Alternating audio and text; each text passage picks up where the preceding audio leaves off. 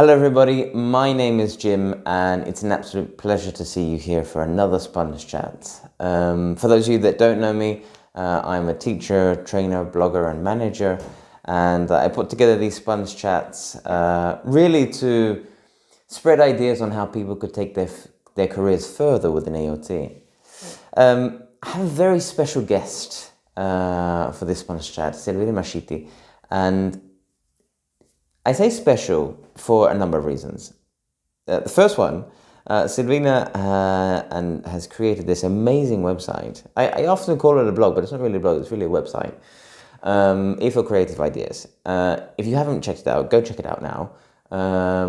It is full of amazing lesson plans, which 99% of them are for free, which is excellent.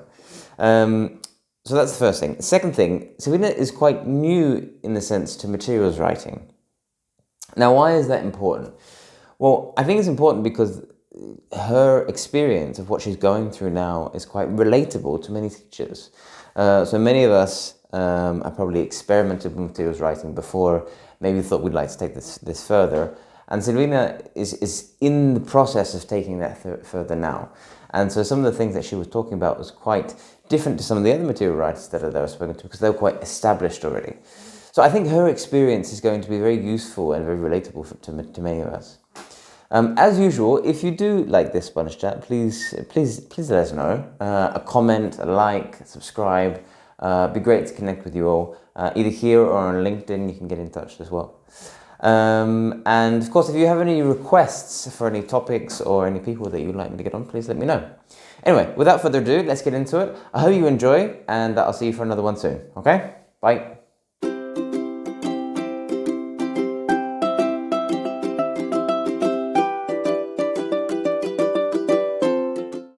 Hi, Silvina. How are you? Hi, Jim. Nice to see you. Thanks for inviting me. I'm good. Thank you. Well, I mean, thank you very much for agreeing to come on to Sponge Chats. You're always producing so many materials, so I imagine you're always so busy. How do you do it? How do you create so many amazing lesson plans and still have a life? Oh, yeah. Well, that's a big question. Well, yeah, I try to devote some time to both, to planning, to looking for good topics that can attract the audience and the teachers and the students mainly, and also to compensate with my work-life balance, Yeah. It's difficult now. It's sometimes difficult. I mean, I get sucked into the work world quite a lot, I think. I imagine you're very similar. To separate them can be kind of difficult at times, I think. It's difficult because my mind now is working like everything can be a lesson plan. So that's a problem because even when I'm in the street or doing something different and a friend of mine comes up with a topic, I say, oh, that is good for a lesson plan. And perhaps my friend is not a teacher, so he or she doesn't care about that. Yeah. But I'm still thinking how I can make it a lesson plan. So yeah, my answer is yeah, it's difficult to separate work life, but it's because we enjoy what we do. I think that's the thing, because I really love doing what I do, and that is why it flows easily, and it's not a problem. It's not I'm working right now, or the same with teaching. I don't feel I'm working at times because I feel so good with my students that it kind of blends, work and life sometimes, but it's good to stop for a while too. It's necessary. Holidays, right? That's what holidays are for. Yeah, with kids, holidays, well, we can have a different Sponge Chat to discuss holidays and kids. I'm in the no kids at the moment bandwagon, so I'll stay there for now. I love working with kids, but I love to send them home. Like I love it when they go home. Completely. Yeah, that's great. So you know what holidays means. Yeah. That's good. All right. Well, let's get into it. So first of all, the purpose of Sponge Chats. I mean, you're a regular commenter and fan of Sponge Chat, which is absolutely amazing. Fan, yeah. But for those that are perhaps joining us for the first time, the purpose of these Sponge Chats is really to show that no matter where you are, who you are within the EOT world, there are options apart from just staying within teaching. I remember when I moved into teaching, and it almost felt like our industry is very closed. You move into teaching, and even within the teaching world, you might move up into like a senior teacher position or something like that. But it doesn't seem to be quite accessible to move into other areas. And I'm trying to break down that stigma, because there are people such as yourself, sorry, that that are doing that now, and are doing it quite efficiently, and in a way that, you know, others might like to try in the future. So hopefully we can encourage more teachers and EOT professionals to try this and not lose them to other industries. We want to keep them here. Right. And my first question, as you know, is always a big, deep question. Who is Silvina? I'm just trying to figure out the answer. Yeah. Well, I'm an Argentinian teacher of English based in Spain. I've been living abroad for almost 8 years now. So I'm Argentinian, fully Argentinian, a mate lover. I cannot get rid of this. I have to mention that. It's important for me. That's part of my roots. So wherever I go, my mate is with me, that's for sure. I'm a mother of a 4-year-old boy. So that's the hardest job I've ever had. That's tough, but rewarding and gratifying. And last but not least, a material writer. That it's still a bit difficult for me to say because I'm just getting started. So I don't want to sound like a show off or anything, but I'm on my way, you know. I think that I can mention that. Yeah, I'm 100%. a materials writer as well. So I started teaching long time ago because I started to study English when I was 8 in my neighborhood in Buenos Aires with a lovely teacher who is my source of inspiration, and she transmitted her love for teaching and English, Sandra. So I started with her, and when I was 15, she offered me to teach a group of kids. So that was my first steps. Those were my first steps in teaching. And from that moment on, I didn't stop. You know, I was studying at high school, and then I finished high school, and I continued with the teaching training college, which is not a university degree in Argentina. It's not like Spain here that we have philology or something. So it's tertiary education. I started there. It took me more than 4 years. That is the usual, because I had to work. Yeah, it's a 4-year degree or course of studies. But it took me more because I had to work in administration. I didn't work as a teacher at school at the beginning. Right. But I had some students at home. So in December, when school finishes in Argentina, my house was crowded with teens who wanted to pass their exams, you know? So I continued teaching, but I was not an official qualified teacher by that time. So not until 2009, I started teaching at schools. I started in primary, first private, and then state schools in Buenos Aires. So that was really challenging because kids were coming from different social backgrounds and complicated backgrounds. So it was a bit challenging for me, the group management, classroom management, and everything. And at the same time, I was studying my bachelor's degree in English language. That was my first university degree, let's say. Yeah. And when I was teaching in this state school in Buenos Aires, I got a Fulbright scholarship. I don't know if you are familiar with that. No, I'm not. It's a program, it's an American program that allows teachers worldwide to spend 1 year in the USA teaching their foreign language. Their native language. Wow. Yeah. So as I was an English teacher in Buenos Aires, I got this opportunity to go spend 1 year in the States teaching my own language. And that was the most difficult job I've ever had, let alone motherhood, okay? Yeah, because teaching my native language was not what I studied for.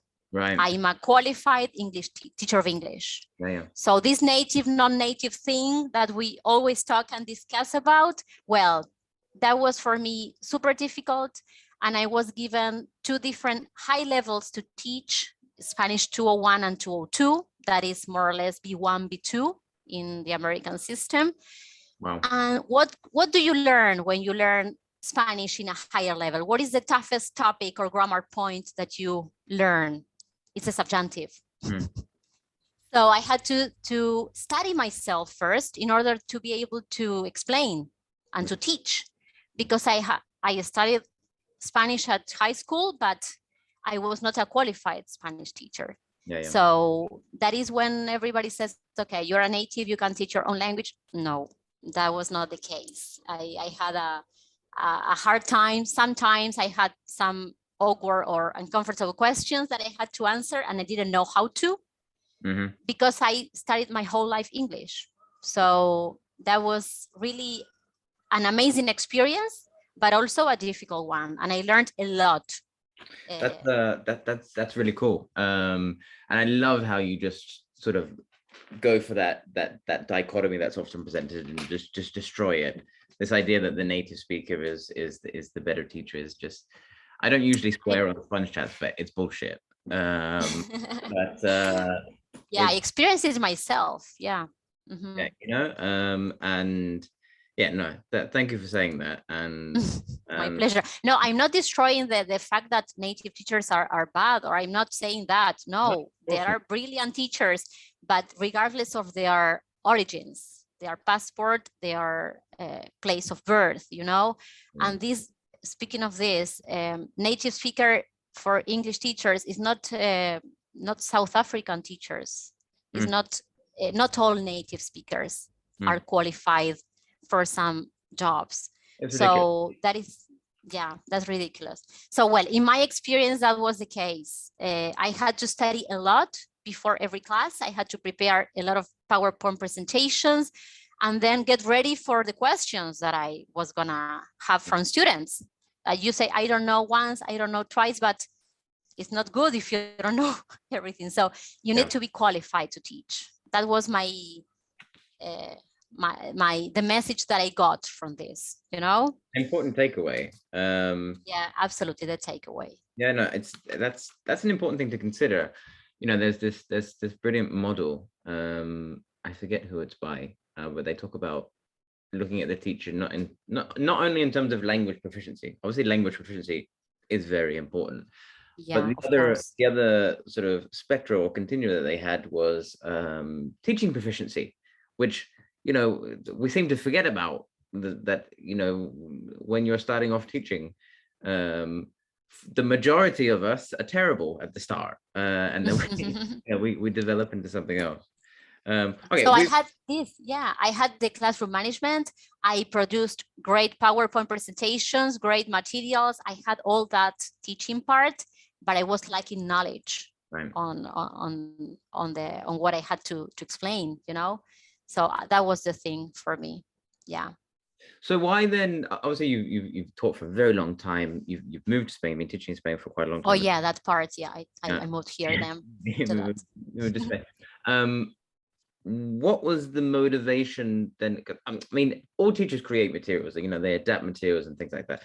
But what was the sort of the impetus to say, look, I'm gonna start producing very high quality materials, put them on a website, and let teachers access them mainly for free. Where did that come from? Well, as you said, and it's great that you mentioned, all teachers are material writers. We know that. We create all the time for our classes. We are not aware of our potential, perhaps, but we are creative. We are awesome. That's number one. Number two, well, I've always been creating material for my classes, especially with the pandemic. Well, I had my kid in 2018, so I stopped teaching for a while.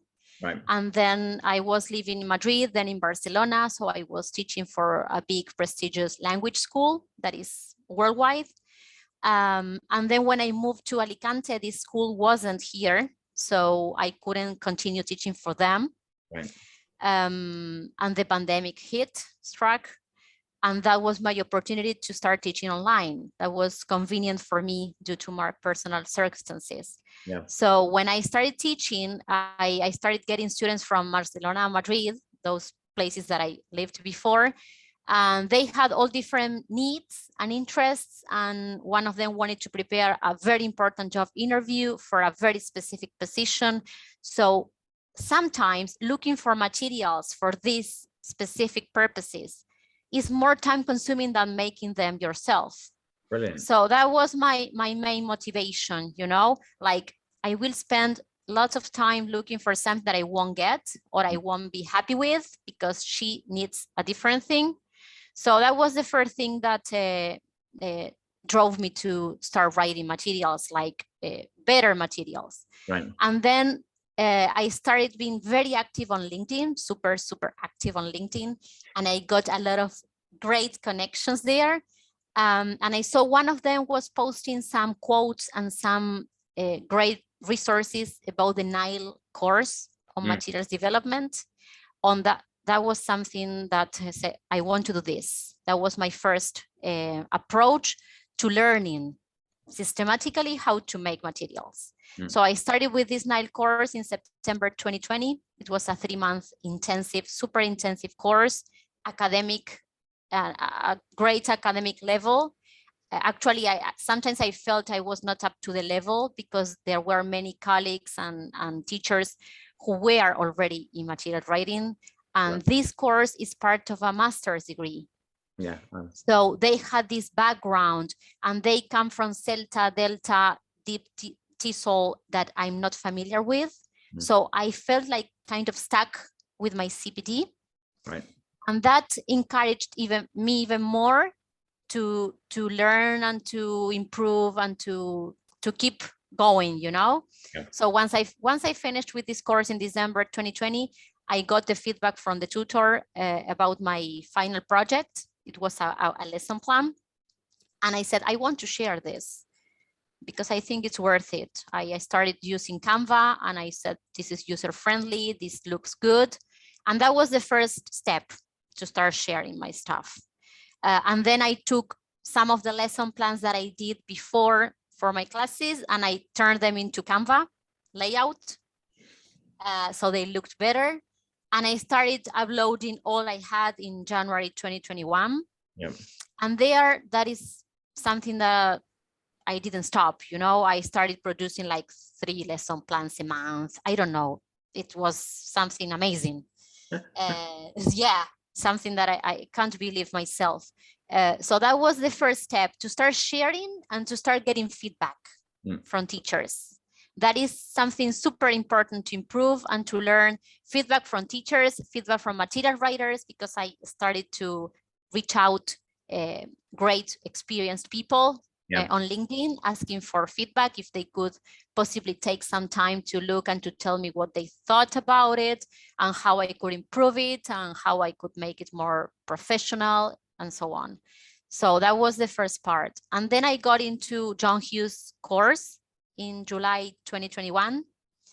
That was also enriching and that was a great complement for my planning, you know, and reading, and that is how everything started, basically. Brilliant. I mean, you've touched on 3 things that I'd like to explore just a little bit further. Yeah. It's really interesting that you did the NILE materials development course. I'm doing my master's with NILE at the moment. Yeah. And it's, as you said, like the people that are there, you know, the tutors themselves, but also the other people that you're working with, very experienced. Yeah, absolutely. Very, very experienced. But it's really enriching to work in that environment, I found. Sure. And to combine that with the course with John Hughes, which I think was run through Oxford University. Yes. That must have been, I mean, they're 2 of the most, if you will, prestigious and well-known courses for materials writing that are on the market at the moment. And it seems like your perception of both those courses was that they're both very worthwhile. Would that be correct? Absolutely. Absolutely. Yeah. Actually, I recommend teachers, if they want to start doing something like this, to start with John Hughes course first. That is more introductory. Right. And there are teachers who are starting making their materials from scratch, who don't have the background knowledge. The other one is more academic. It has a different perspective, you know, and it's part of the master's degree. I don't know if you are taking this course soon, this material development. Is it part of your master's degree? I'm not going to do the materials development one. Okay. Okay. But I definitely understand the level. Like Yes. It's very Right. academic. Yeah. So that is my piece of advice, you know, starting first with the Oxford one that gives you a lot of background and basic information so necessary to start with, you know. So I think that if I had taken that course first, I would have been more prepared for the NILE one. Okay, interesting. Yeah. So that is my feeling, my perception, you know. But I know that I don't know if it was being run before the pandemic online. I think it was in person. So that is why perhaps I didn't see it before, you know, and I came across the NILE one. So yeah, this is great. Both are good courses. Excellent. Yeah. I'll put links to them for people that are interested. Also, one thing that you mentioned, now for anyone, we're going to talk about your website in a sec. And I'm going to show people in a sec, but for anyone who's downloaded your materials, that they know that they come in like this amazing PDF that's all beautiful, and then you have links and it goes everywhere, and it's just amazing. You mentioned Canva. Is this where you create everything then? Yes, because I'm not very good at technology. Perhaps you see, oh wow, this woman is good at technology and managing apps and everything. No, and I don't like them. So I use them because I like how they look. And if you see my lesson plans at the beginning, in January, February, well, at the very beginning of my website, you can see the progress that I made in my motto that I always repeat, that less is more. Yeah. So I started with frames, with beautiful colors, with a lot of decorations, because Canva has many great things and features and images so that you want to use them all. But they can be distracting for students, and they don't serve any purpose, any learning purpose. You know, if they serve a learning purpose, that's great. But in my case, I came to realize that they were just for decoration, for myself. Like, wow, this looks great. Wow. So Canva is amazing. It's user friendly, and I use the free plan. I am not paying for the premium one because I don't need it right now. You know, so yes, that is my advice also for teachers if they wanna switch from a Word document to something more attractive or appealing. Yes, it's Canva. That would be interesting to. I'm just thinking out loud now.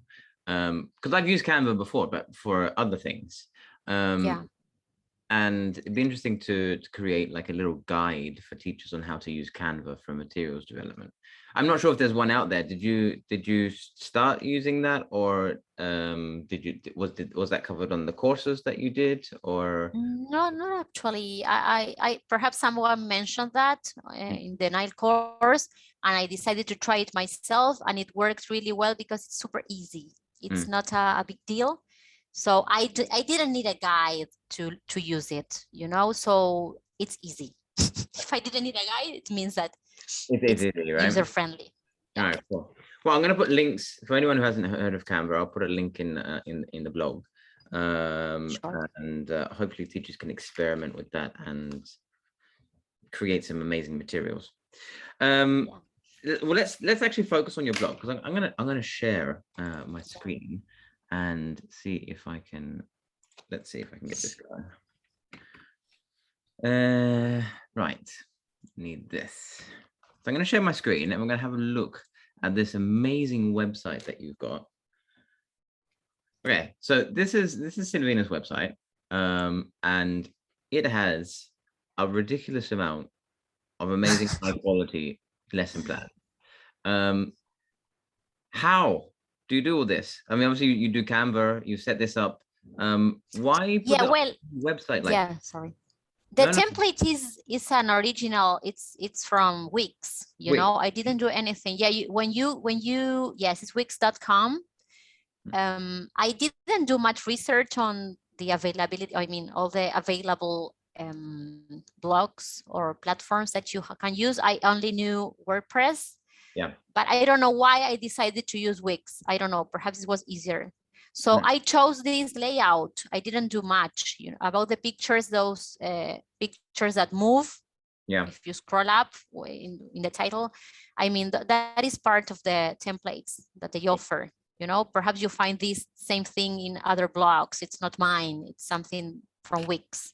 Right. So I think it was appropriate for my topics, you know. And then also the layout, I chose the layout, how the lesson plans are presented. And then of course, I choose the pictures that I want to use for each of them. Right. Then I added the about me section later, because I was talking to Harry Waters and he said the same that you told me before, Jim, when we first talked. I think that I feel that I know you, but I don't know you at the same time, you know? So why don't you tell people about yourself, how you got started, where you're from? So then when I did it, and he said, yes, this is great, because now we can be like, we can understand where everything started. And that was the idea of the about me thing. And then later I included the recommended ELT sites. So the layout here is pretty basic. I need to continue exploring how to make it. Yes, you're there. Of course, a lot of great people. I mean, this that this is amazing. Yeah, like this list is gonna be endless, because the more I connect on LinkedIn, the more amazing ELT people I meet. So I'm really grateful for everything. And then I have the other interview I got, and this one will be here as well. That's why I wrote interviews with an S, not only one. Yeah. So that is in progress. That's brilliant. Right. You have your website. I always refer to it as a blog, but it's not a blog. It's really more of a website, right? Is I think it's the website that I recommend the most to teachers for materials writing. I don't know how many times I've sent emails to my teachers within the academy, but also to people that have gotten in, teachers that have got in touch with me outside of the academy. I said, go here. In fact, I've actually included some of your materials in, like, when we plan individual courses for learners, I've adapted some of the materials. So great. Great. And your feedback is more than welcome. If you have teachers using them, or I always ask for feedback. That is what makes me improve. You know, that is my aim with the website. And I get great feedback, especially about the topics. They say they are timely topics, or they are not topics you can find in other websites or places. And I also use texts and videos, and so it's a mixture of both. I'm trying to work on text adaptation. I'm learning. That is something difficult for me, because it's easier to find a video and to plan to make activities for that. But adapting texts is something challenging, still challenging for me. Right. So I'm not in the making my own text yet, but I should do that in the future. That would be good as well. Yep. Now I'm using resources that I find or I come across on the net or somewhere. Cool. You also started, so I said that I mean, up until I think it's quite recently, actually, most of your, or all of your lesson plans have been for free. You've actually started to take more of the freelancing route, I suppose, and you've moved into developing lesson plans, but for these ones there's a small price tag attached to them. One, what were your motivations for doing that? And two, was it any different to creating your normal lesson plans? Is there anything different to the process? How does that whole thing? Well, I think that the first year I took the first year of my website as a learning path. Right. This feedback that I'm continuously repeating was part of my learning process. So I said, well, now I'm kind of ready to start monetizing my materials somehow. I don't want to monetize the ones that I already have, because I think those are great for people to use and for free. So I talked to Nik Peachey from Peachey Publications, and he's an experienced and he knows about this business. He's been selling his own materials for a while. Yes, you interviewed him too. And he suggested perhaps starting publishing with him on his app. He has a teacher's app. So he shares these materials for free for the members of his platform, but he sells my materials through his platform, Payhip, I think he uses. So he invited me to collaborate to be a guest writer for his publications, and that is how I've just started. You know, we've just launched the first one, and it's gonna be a weekly or every 2 weeks. We're gonna start launching lesson plans, and the format is different. I mean, I keep my ideas in mind, my structure, like before, while, after, watching, because they are video based. But he adapts what I do according to his layout, because he's doing it for his platform. So it's more visual. That is the thing. He's doing the magic there. I'm just doing the making the lesson plan, right? But they look, yes, they look really attractive. And he used Genially, I think it's called Genial.ly, something like that. So it's more visual. It's great for online classes.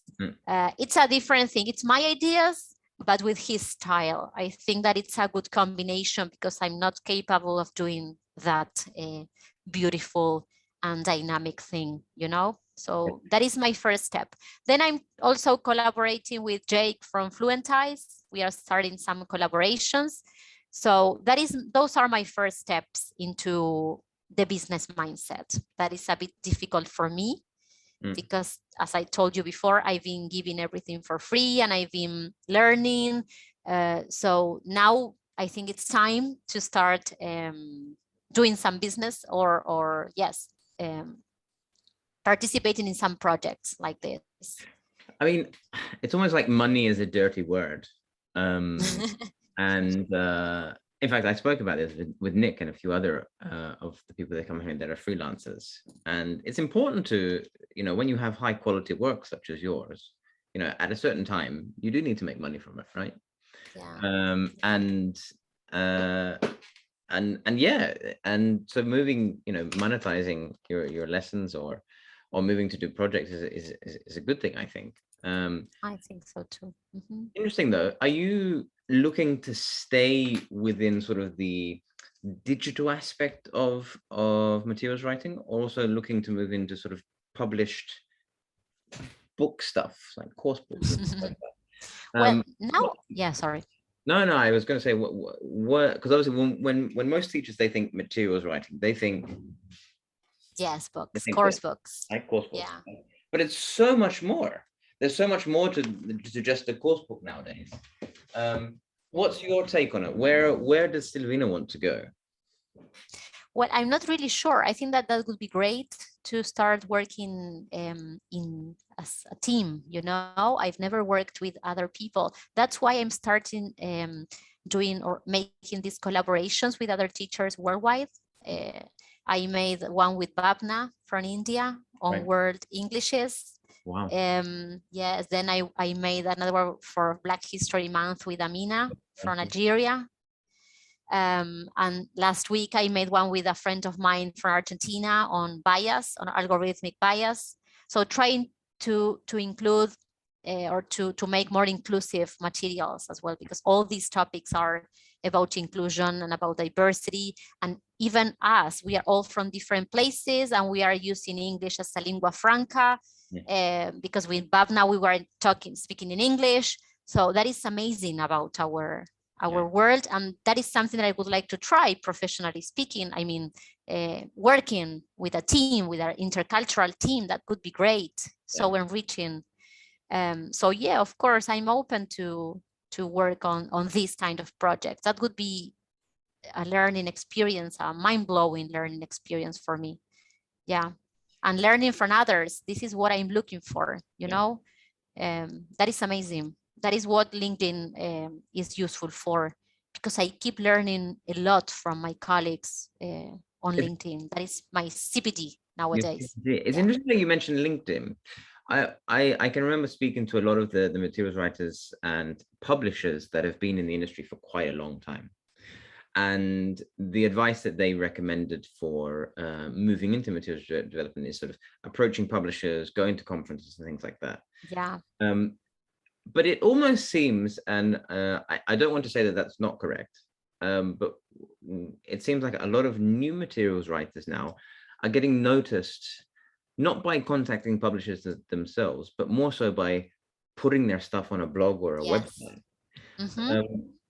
Was that your motivation? Did you say, if I'm going to make one of them? Right. Yeah, one of them. Like, apart from sharing and helping teachers, I always say this: I help teachers because I've been there, traveling around the city for hours, going from one school to another. My friends and colleagues in Argentina do that. They have 20 hours here, 10 hours there. So they devote most of their times traveling, and then they have to plan classes, to correct stuff. Crazy. And I wanted to help them, you know, because it's time consuming. That was my number one motivation too, for the blog or the website. And then getting visibility, of course, because I've been, it's been amazing the way I got visibility, and I got mentioned by many people. I feel sometimes I say, do I deserve it? Is it okay? Yes. I feel like it's too much, you know. I'm very humble with that. I think, is it? But okay, I really appreciate that. So that was another thing that was my purpose, like to have a portfolio, because actually it's not my CV what matters now the most, but it's my website. Yeah. This is what I do. This is what I can offer. And this is the development the progress I've been making all this year. So this was all those are my mottos, my aims in terms of my website. Brilliant. That's awesome. Yeah. Yeah, I hope people listen to that. Also, so I mean, we've covered quite a lot so far. Yeah. I imagine along this journey, there, into materials development, creating your website, creating your online portfolio, doing all these courses, there must have been some speed bumps, some troubles that have come up along the way. Are there any that come to mind? Well, overall speaking, everything has been positive, because I wasn't under pressure, like, okay, I need to sell this. People need to see me. I need to get a job soon. So that's why ideas were flowing easily, because when you're under pressure, sometimes it's more difficult to produce something that you're happy with. Yeah. So perhaps one of the troubles that we talked before is like switching from the sharing thing to the business thing. Right. That is my challenge. I wouldn't say this is trouble, this is a problem, but this is something that I need to work on. So I'm trying to talk to people who started being freelance, who, for example, Rachel Roberts, she's running a fest next week for freelance teachers or material writer, any freelance in ELT. And I think that that's going to be good for me to attend and to learn and to listen, and to get started, with a more entrepreneurial spirit. Yeah. That is what I need to work on the most. So, and before you asked me if there was a difference between producing for myself or producing for somebody else, well, you have some kind of pressure, or will they like it? Will they buy it? That is something that worries me a bit, because now I'm giving everything for free. I get wonderful feedback, but then will people like what I choose for selling? I wonder that as well. So those are things that I'm still working on. I always worked for somebody else, so being your own boss is a challenge. It's also scary, I think. Yeah, sure. But well, I would never give up teaching, because teaching is my passion, and everything that I produce comes from teaching. Teaching, no? Yeah. My students bring up topics, or I think, oh, this topic is good for this student. So it's like a circle, this is for my students. My student could like this or not. And then I make some tweaks based on what I use in class, you know, this works, this doesn't work. So I pilot things if I can. Some things I can't because I make them because I like the topic. Yeah. But Yeah. other things, yeah, that's the thing. Okay, that's really cool. I think that's an important aspect actually of many of these positions after being a teacher or while being a teacher, like materials writing and teacher training, even being a director like I am now, director of studies. I think it's important to keep, you know, one foot in the door with a teaching, because at the end of the day, you're preparing stuff or you're training teachers for teaching, right? At the end of the day, you help learners. And so that's something that, you know, that I value and that I respect with, you know, obviously it's not possible for everyone that moves on, you know, they have so much work to do, they can't be teaching. Of course, yeah. But I think that's a really, really important aspect for the majority of us, is to try and keep that foot in the door with teaching. Yeah, and putting ourselves in the student's place, always. That is something that the tutor at NILE said to us, and that rings a bell to me. I still remember it, because sometimes we plan things from our perspective, and we don't pay attention to, or how would I feel if I were a student? Would I like it? Could I be interested in it? Or if you find it boring yourself, I mean, it's not gonna work. Yeah. So that is important. How would I feel if I did this activity myself? Completely agree. 100%. Okay, we get to the advice section of the Sponge Chats. Let's say we have a number of teachers or ELT professionals that are like, you know what, I want to be Silvina. I want to do what she does. No, I don't think you want to be me. I know. For teachers that would like to move into, like, because your experience, as I mentioned before the Sponge Chat, your experience is really, really special, because you're at the beginning, you could say, of your materials writing career. And so I think that your experience is going to be one that many teachers and ELT professionals can relate to, more so than perhaps someone who's very well established. What advice would you have then for those teachers or ELT professionals that would like to make similar moves as yourself? Right. So first of all, I'd say that teachers should start locally.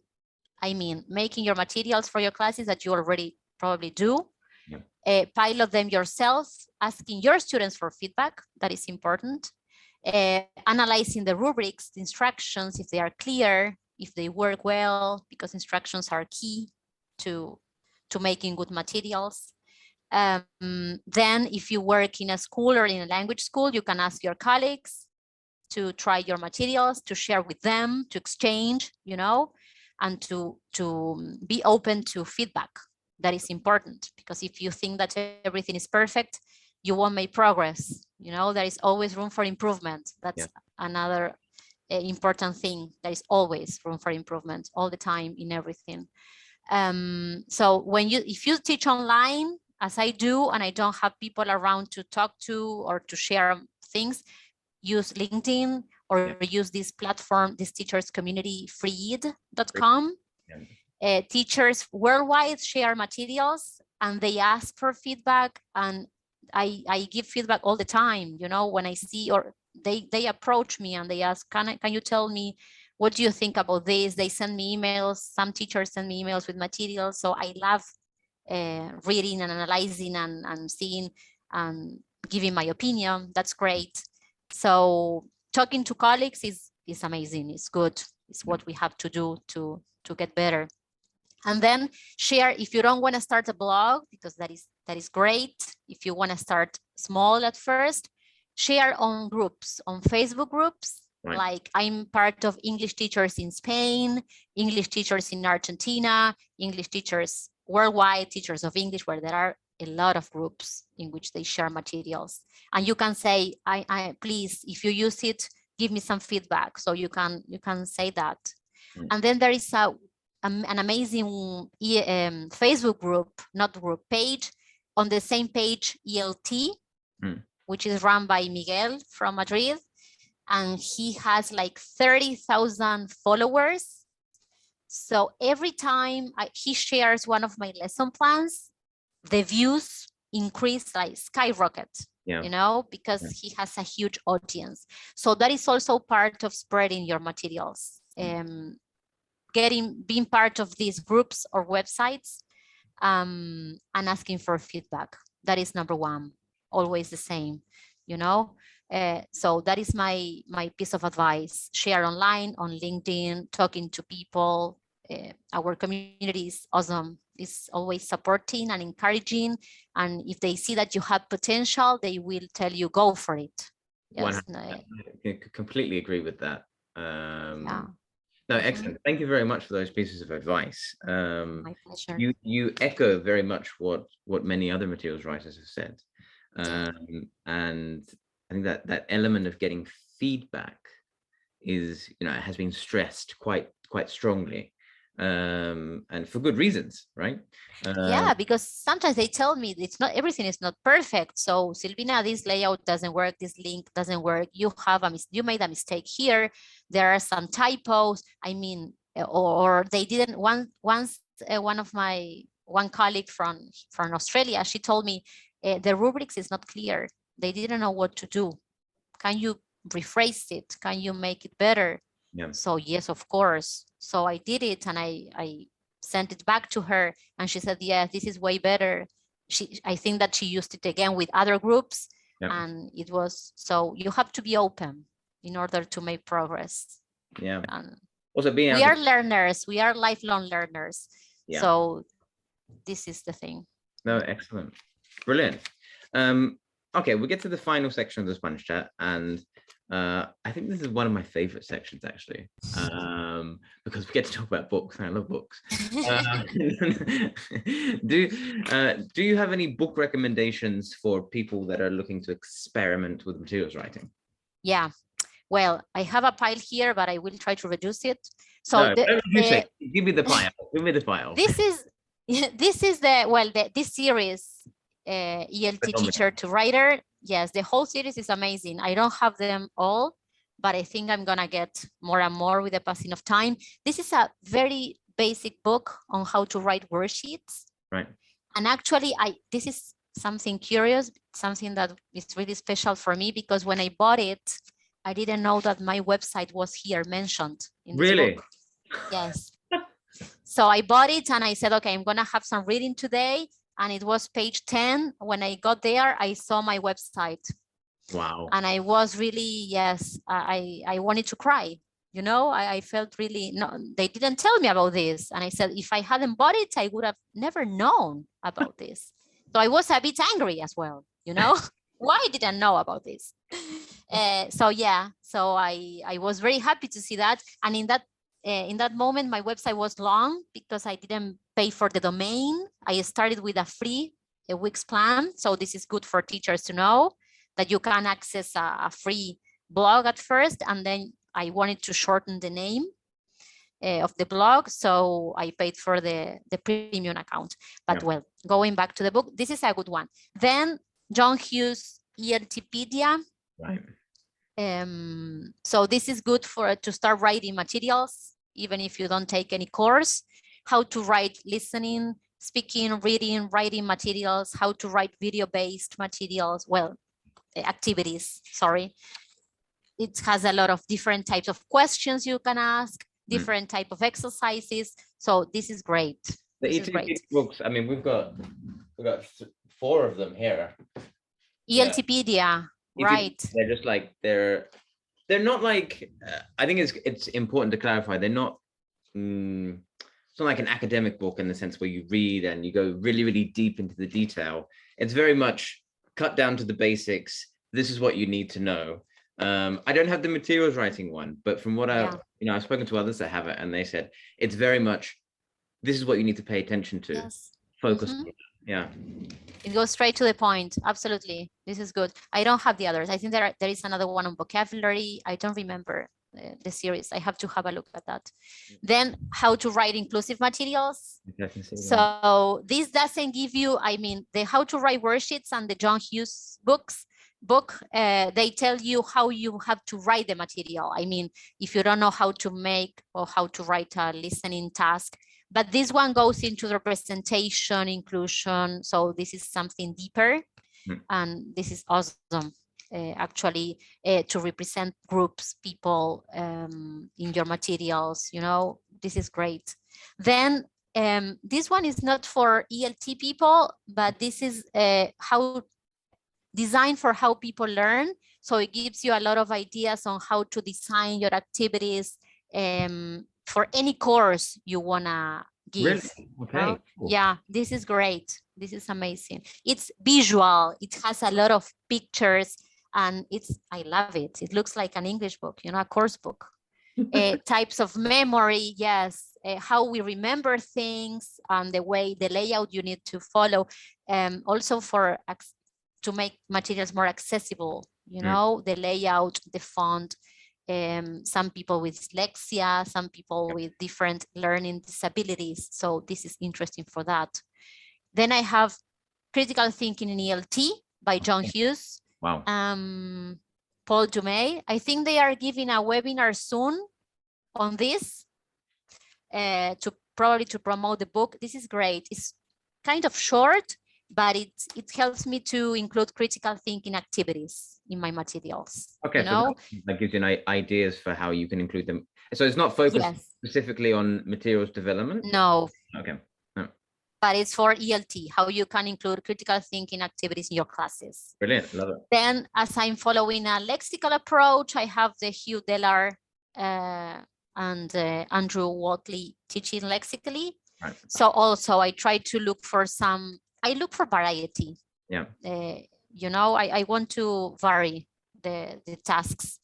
Then if you follow a dogma approach in class that I usually do, Teaching Unplugged. Brilliant book. So this is great. Yeah, a lot of ideas to teach without a course book or with a few resources. Now I'm getting into teaching English as a lingua franca as well. So this is my latest book.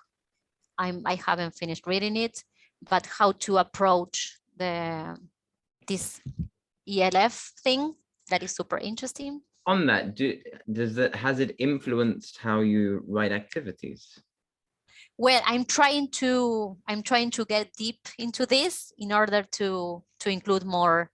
Here you have some activities, some ideas to include on how to teach ELF. Yeah, I need to do some research on that.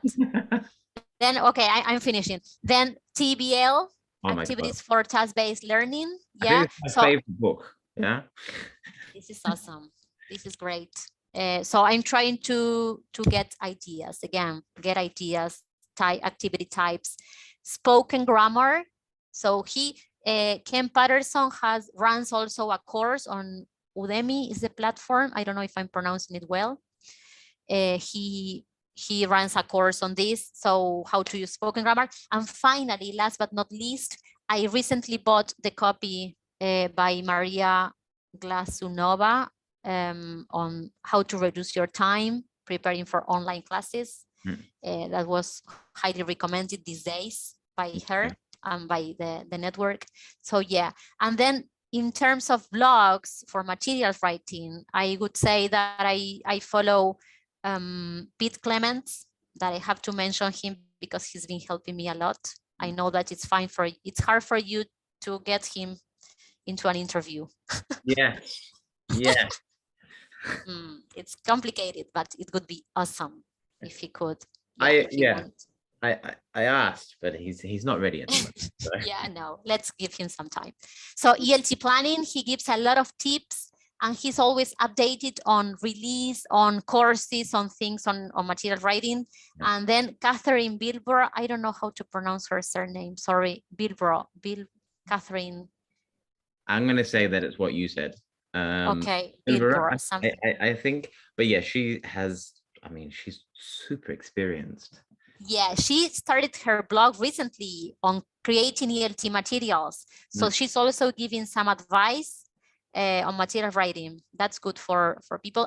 And then John Hughes YouTube channel, he also includes some tips on material writing. Okay, this is it. No more. I think that's the longest list we've had on any fun. Oh my God. Yeah, you can edit the video if you want. No, that was absolutely amazing. But many of them I've actually read and looked at the blogs, but a lot of them I haven't. And you've given me some fresh ideas. My reading list is. Yeah, I haven't finished reading them all, to be Yes. honest. I'm just picking some ideas and random pages. But yeah, it's good. It's a good investment, I think. Excellent. Well, thank you very much for them. So Silvina, today we've spoken about so much stuff. I feel like this hour has just like flown by. You know, we've looked at who you are, why you moved into materials writing, why start the website, and that seems to be a very, very positive thing, and it's helped you quite a lot. And we looked at some advice and some book recommendations. I want to thank you very much for your time today. It's been an absolute pleasure, and hopefully one of these days we'll get to meet up in person. Oh, that'd be awesome. No, Yeah. right? Yeah, that'd be great. Of course, with some of the people we mentioned. Yes, that'd be awesome. Yeah, Awesome. I hope I can attend one of these conventions soon. Definitely. Well, so yeah, thank you very much. I won't keep you any longer. I hope you have a lovely day, and we'll speak soon. Okay. It's been awesome. Thank you, Jim. Bye-bye. Bye.